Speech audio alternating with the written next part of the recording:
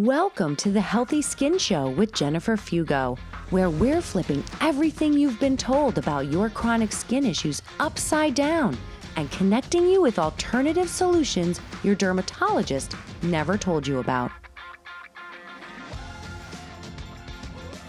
Welcome back to episode number 278 of the Healthy Skin Show.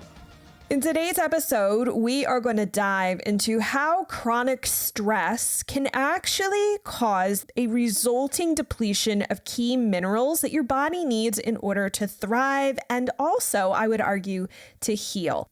So part of this discussion is going to focus on what exactly is stress, because many people compare themselves to others in order to determine whether they are stressed or not, even though in reality, we all have our own burdens of stress, and we also have our own ways in which we deal with it and how it impacts our body. And one of these ways is mineral depletion. My guest today is a very good friend of mine and someone who's been on the show a number of times before. Her name is Christa Biegler. She is an award-winning dietitian nutritionist, host of the Less Stressed Life podcast, and author of the Eczema Relief Diet and Cookbook. She helps health-savvy women overcome food sensitivities and fatigue without restrictive dieting to beat bloat, burnout, and eczema breakouts. She lives with her unicycling husband and kids in the Midwest. And yes, this is true. They do unicycle. And the Less Stress Life podcast and nutrition mission is that everyone deserves a less stressed life without inflammation, food sensitivities, and fatigue. And I'll just also add that Christa is, in general, a really, truly awesome person. And I love her deeply and value our friendship. And it's an honor to have her here. So let's dive in. Christa, thanks so much for being back on the show. I'm excited to talk about stress and minerals today.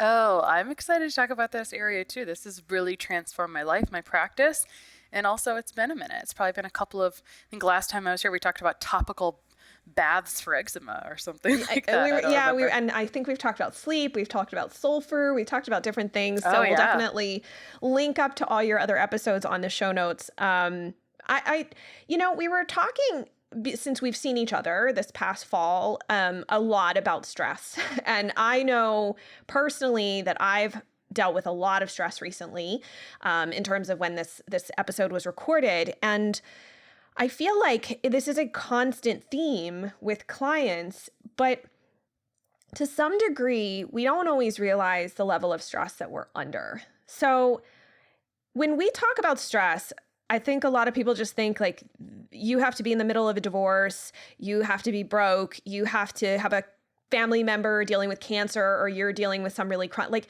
we think of stress that it has to be some momentous, huge thing. So talk to us a little bit about what stress actually might look like. It can look like a lot of things. So I know we were talking a little bit off air about this, and this is kind of the vein of my existence, which is unrealized stress. There's nothing more toxic or a thing that's going to prevent someone's success more so than kind of pretending that they don't have to worry about stress, that they don't really have that much stress, or to say, I have some, but I don't know what I can do about it. I can't really change this, etc. It's a very disempowered state of mind. And instead, we want really an empowered state of mind. So stress, of course, presents in all these different ways: emotional, physical, spiritual, sexual, like all the types of things, right? For example, with skin stuff, it's, when you're like itching your skin at night, it is not only a physical stressor, right? It becomes more of a physical stressor because it's interrupting your sleep, but it also becomes this emotional stressor. So everything kind of leaches into each other for sure. But unresolved stress is our issue, I think, because we have all these high performance people, or people that are just like making it happen. Like you get out, it's like buck it up, suck it up, buttercup, right? The mentality of that. And so I'm not suggesting that we just sit in our woes, but kind of pretending that we don't have stress is a problem. And I can use even my own example. I had done all these things to reduce stress, but still had markers of stress that were kind of frustrating. I was having stress on my body from over drinking coffee because it was raising my cortisol, right? From going to appointment to appointment to appointment. So loading my schedule up with 8 appointments a day. And like physicians, what they have 25 clients a day, but going from appointment to appointment to appointment, you wouldn't think that's just like life. It's like just your schedule. But when you go from thing to thing to thing without really anything in between, what was happening was it's all about the speed of my heart rate, right? And the speed of my speech.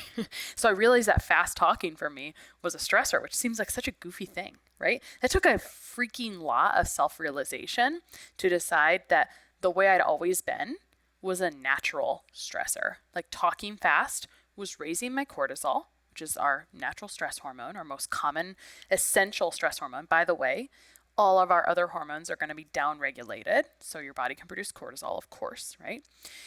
So your body's going to be able to push on that gas, that cortisol gas, for as long as it can until it runs out. But anything that's increasing that cortisol, it could be fasting for a long time. Like there's good stressors, right? Of course, like if we take ourselves back to the beginning of time, there was times of stress, but there was times of calm. I think we just forget to have those times of calm. And so it's really quite a process to kind of decide, what does stress look like on me? How does that feel? And for me to say, oh, speaking fast and my heart rate going quickly, that was like kind of eye-opening. And it took me, my entire life to learn that was a stressor. So it just can show up in so many different ways. And so kind of pretending we don't have some, you're better off saying, I've got it. I just got to find where it is, what the real problems are.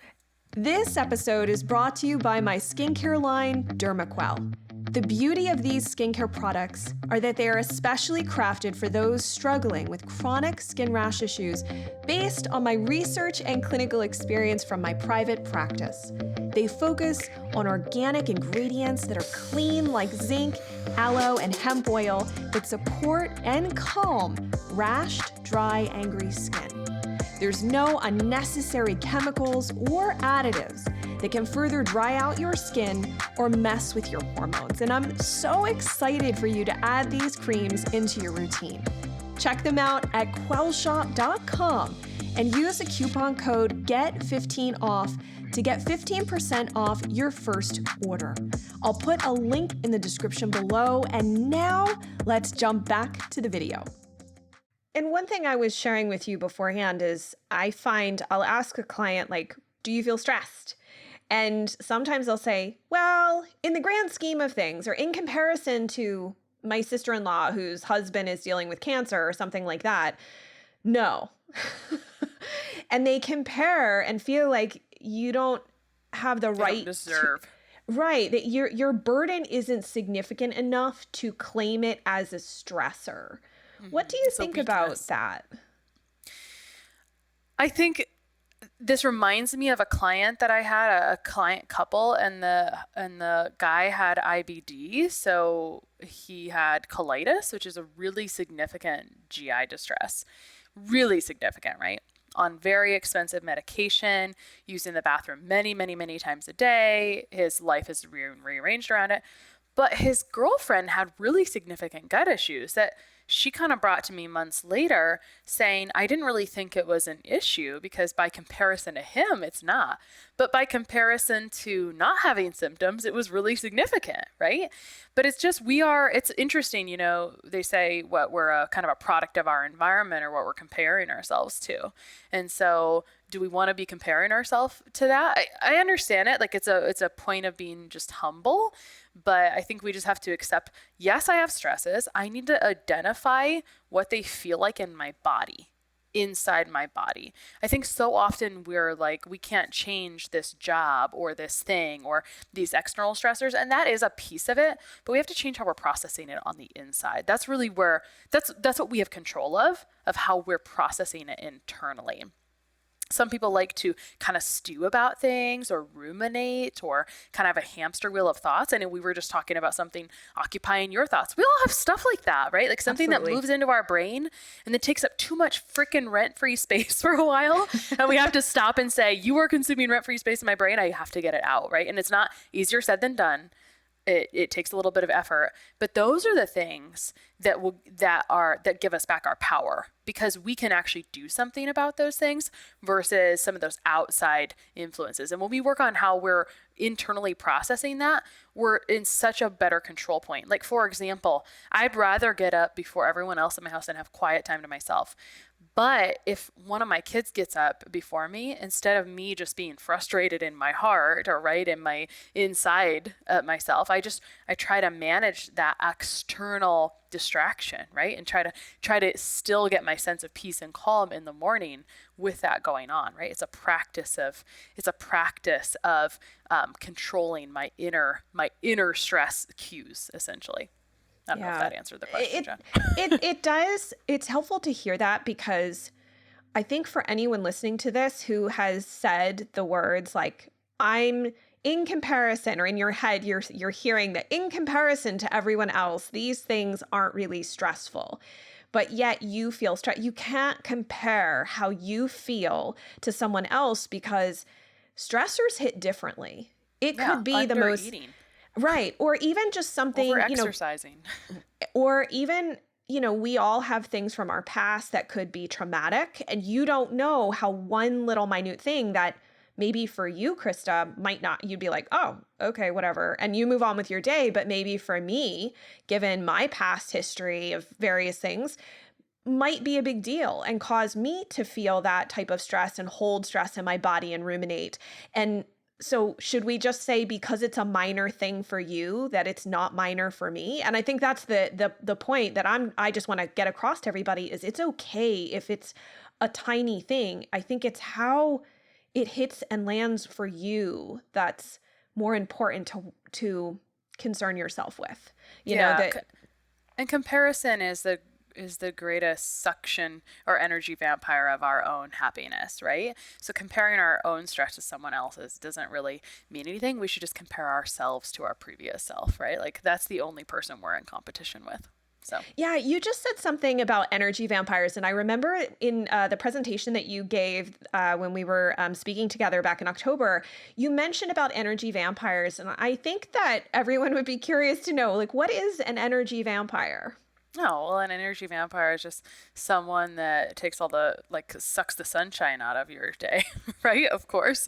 It's just the thing that kind of you're dreading, right? I talked about at that time, one of my most valuable tools for kind of fixing, like cleaning up and fixing and assessing things, is to draw a line down a piece of paper. And on one side, I put my energy vampires, or the things that I'm dreading, or the things that are really consuming too much rent-free space in my brain, and the things that bring me joy, or that I can do it multiple ways. But when I do this very simple exercise, it solves that rumination in the brain that's otherwise just like circling around. And when you put it pen to paper, there's some like neuroplasticity impact that you can get when you do that, and you put it down and you're like, oh, I don't need these things on this side. I can actually get rid of a lot of those things. So for me, that's a huge piece. And like slowly we just get a little bit better all the time. But I mean, I still have a long way to go, and I've come a really long way in the last couple of years, because I had stresses I didn't know I had, even though I'm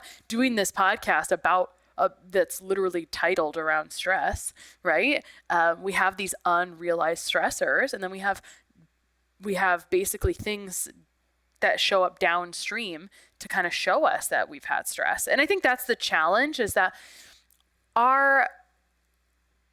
medically, we know that stress causes all these conditions, but seeing that show up on lab testing, it's kind of a different story, right? Wouldn't you agree?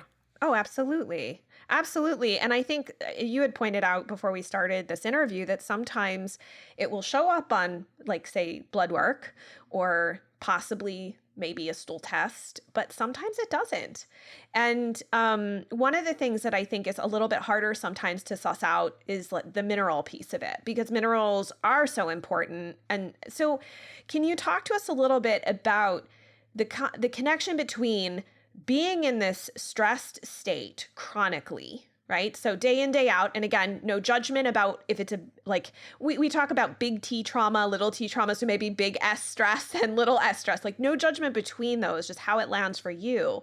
But what happens to something as crucial as like minerals, for example, when we are in this chronic state of unrealized stress?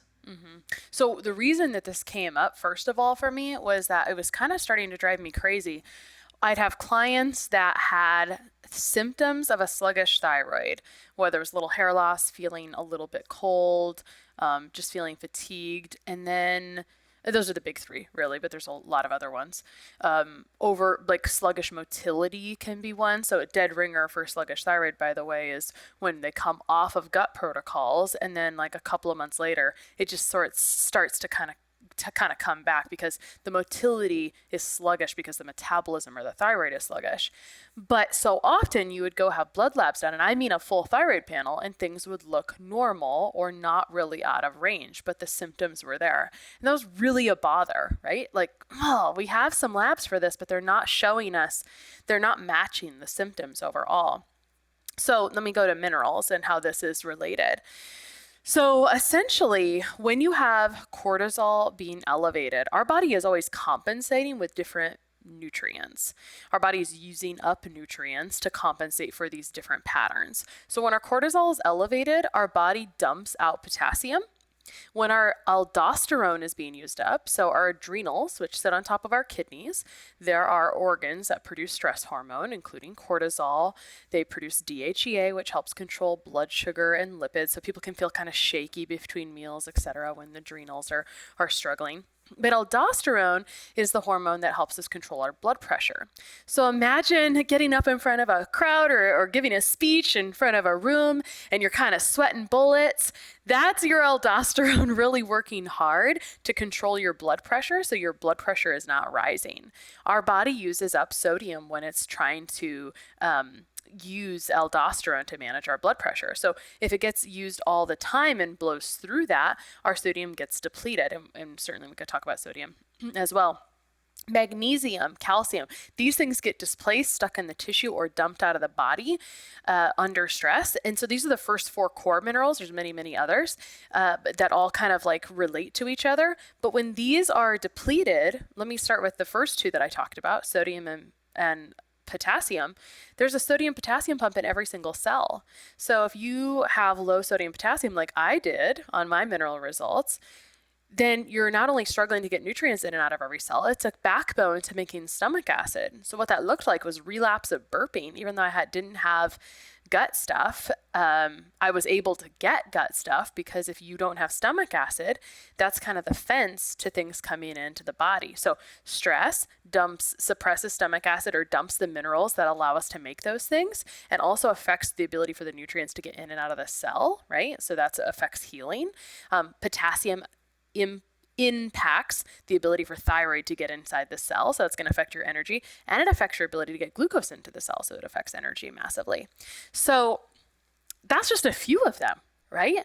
But it's amazing what happens. And you can't find this on blood labs, because if your potassium and sodium look out of place in blood labs, like you're probably dead. Or you're kind of on your back or in a hospital. Like those are very rarely going to be out of range in blood, but in tissue, you can see those losses. And so that's kind of the tricky part. Like we know we're losing those things, right? We're aware of losing electrolytes and losing these minerals through sweat and all those things. But yeah, you can really lose them through stress.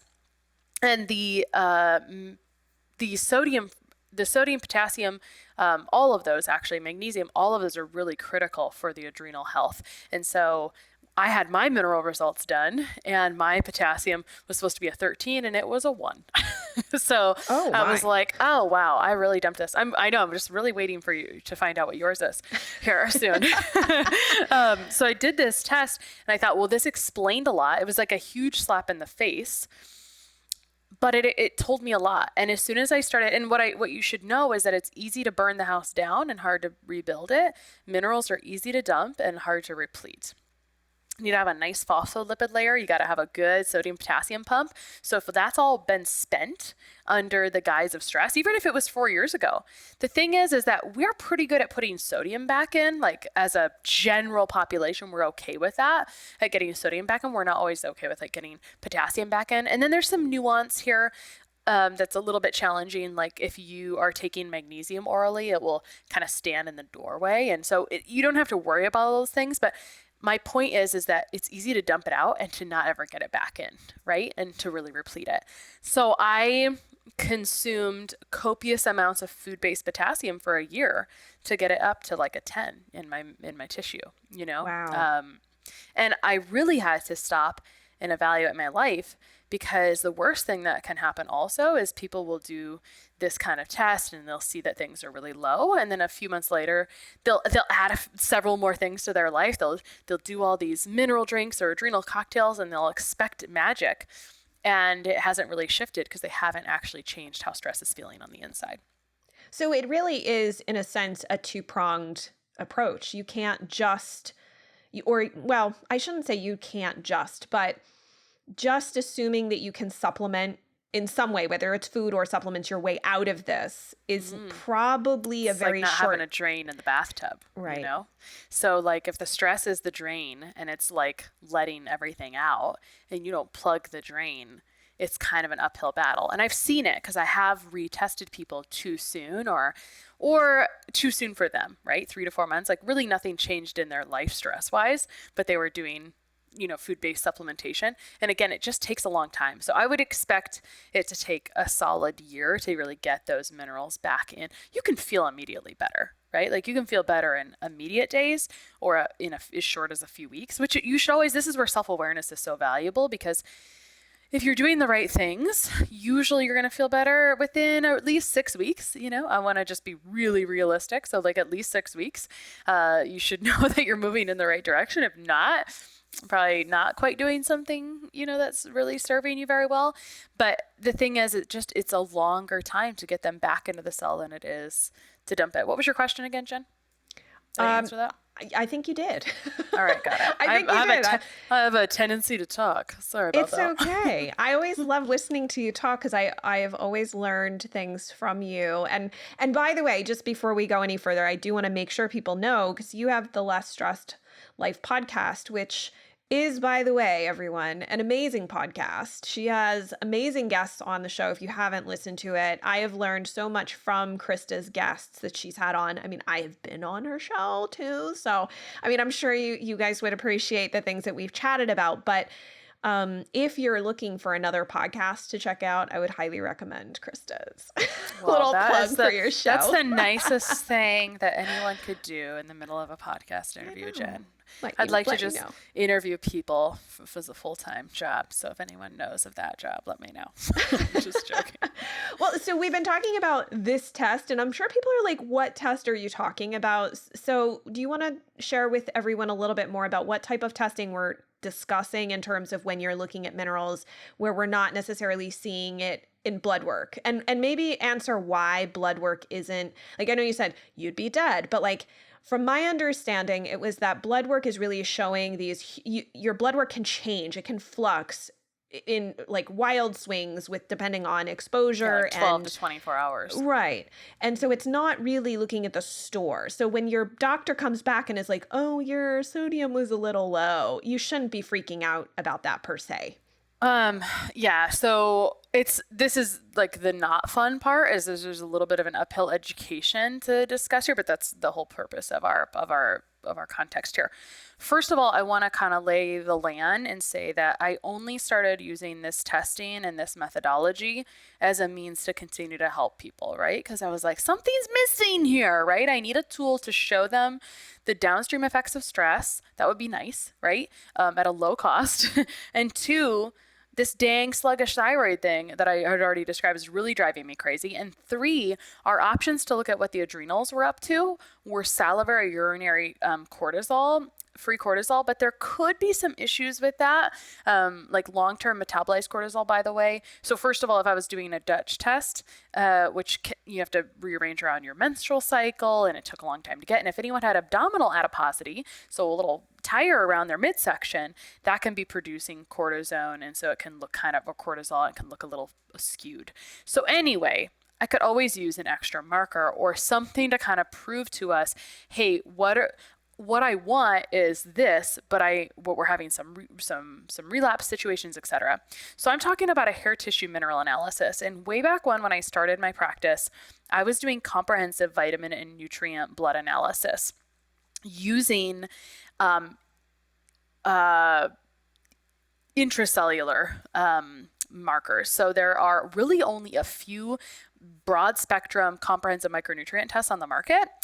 And they can vary between red blood cell, white blood cell. So the difference there is the half-life. So, and then there's like the serum outside of the cell as well, which is when you go to the doctor and you have a serum drawn, it's just like a handful of hours, right? Like it's not that long. It's whatever you ate that morning would affect the nutrients for that day. That's not what I'm looking for. I'm looking for a longer term history of what's going on here, right? That's why like your body has enough sodium in that moment, right? And that's why some people, like a common symptom of these adrenal issues where you don't have enough of these minerals, like feel faint or just feel funny throughout the day or feel lightheaded from sitting to standing.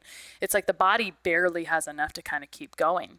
With this hair tissue mineral analysis, I know it sounds hokey, and what's really kind of embarrassing is back in like 2008, I went to a conference to learn how to do this. And I was like, that sounds weird. I'm going to just go ahead and throw that piece of paper in this pile of crap in my closet. And I was recently going through things. I was like, I cannot believe I took training on this back then. It is incredible to me.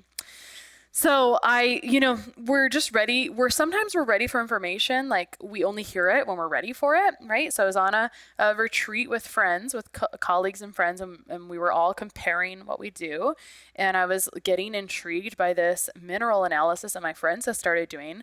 And you can't just look at the test and just know what to do, unfortunately. It's not like you see it and it's like, oh, you supplement with this. The cool part is that it's very food-based, but it's essentially looking at tissue from hair because that grows out at a slower rate. And so when your body is like dumping these nutrients, it's got to get out somewhere. So it can get out through sweat, or it can get stuck or stored in tissue. And so when you look at the tissue, you're looking at a little longer term. So there's different metrics on how to look at that.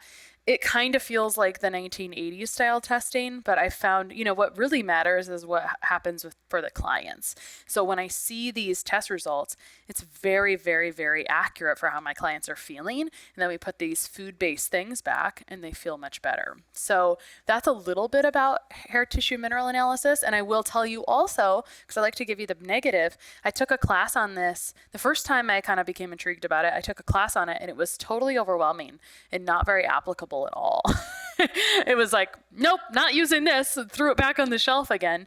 And so you have to sometimes kiss a couple frogs, right? So for me to like find the right training and figure out how I wanted to use it, it was like, I want it to be food-based. I want to reduce the amount of supplements.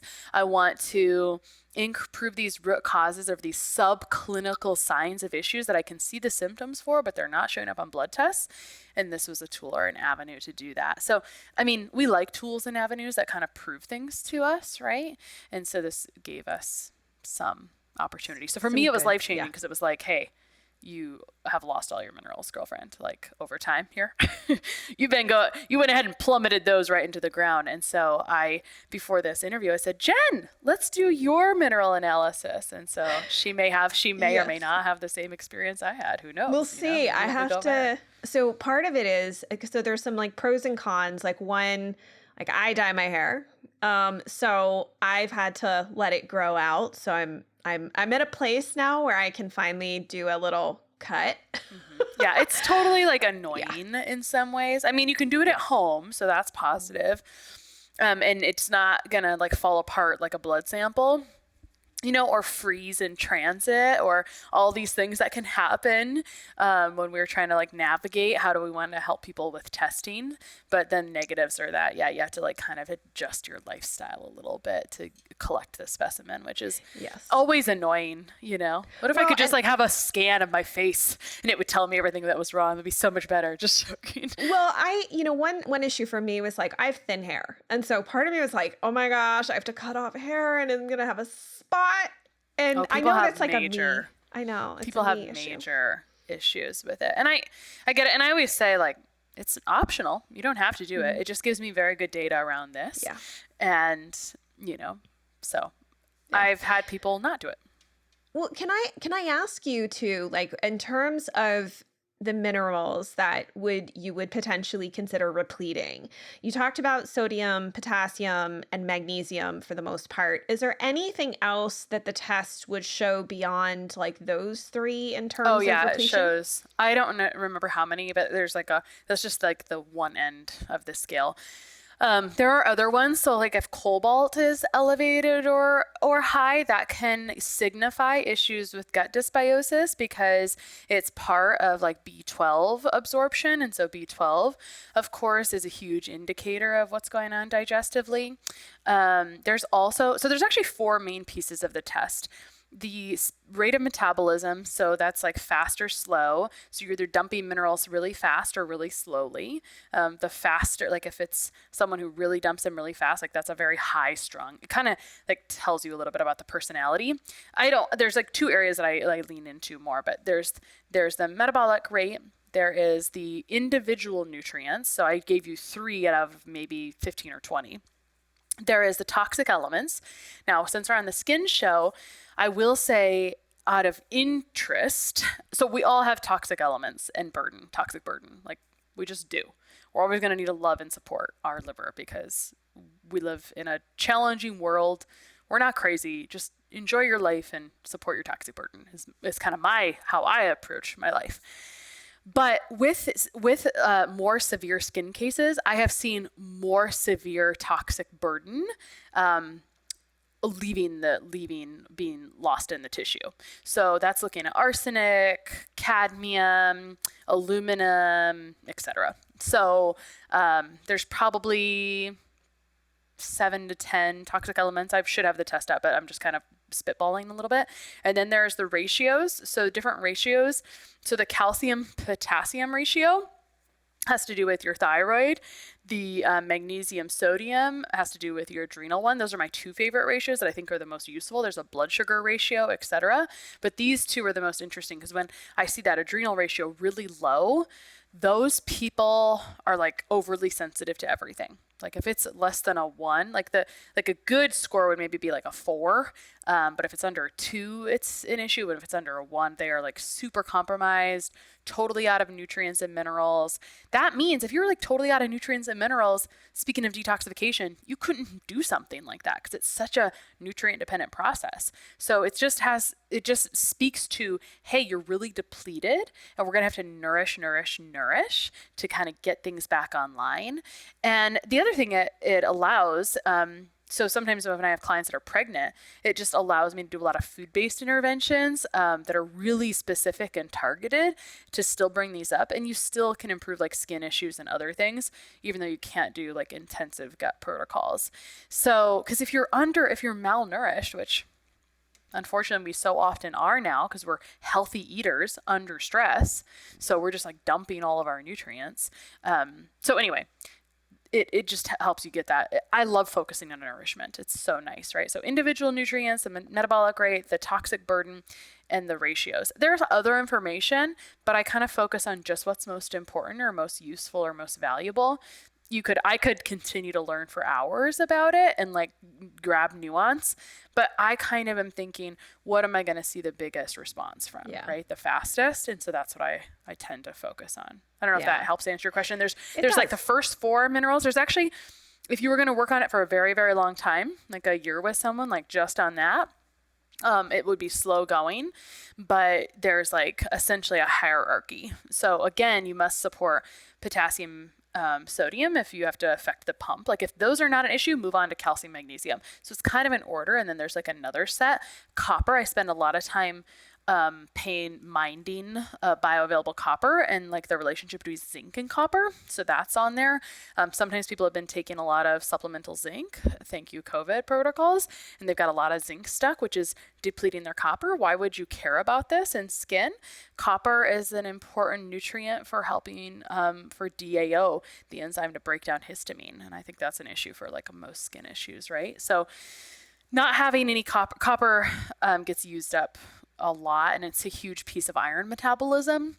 all kinds of things. So, if you have these types of cases where it's like, man, I just can't get my iron up, or I can't get this up, this has been kind of transformational because it's like the building blocks of everything working on each other in biochemistry. It's just not, you can't look at it the same as like a B12 serum test and say, oh, she's low, give her this. It's really not like that. It's very food-based, And it also underscores the unique need that an individual person has, because it's so easy for, I think, a lot of people to get into this idea, well, like, what does somebody else's test look like? And I'll just do whatever they did. But you do have to factor in, there's a lot of nuance. There's a lot of nuance, exactly. And I try to stress that, everybody wants the cookie cutter answer, but it's like, sometimes it's not. And sometimes there may be a multifaceted approach to how you're going to solve a particular problem. And I like that you're not just saying like, oh, we have to look at the minerals. You also have to look at the stressors, because you can't just, like you said, it's like trying to empty a bathtub without a drain, or having the drain or the plunger on. Exactly. Yeah, the drain's just open. It's like, exactly. You can dump it back in, you can keep filling the bathtub, but if you don't stop and take, it's partly like a wake up call. For me, it was. And I'm so glad I had that experience, right? Because one, it helped me get to the bottom of some relapsing issues.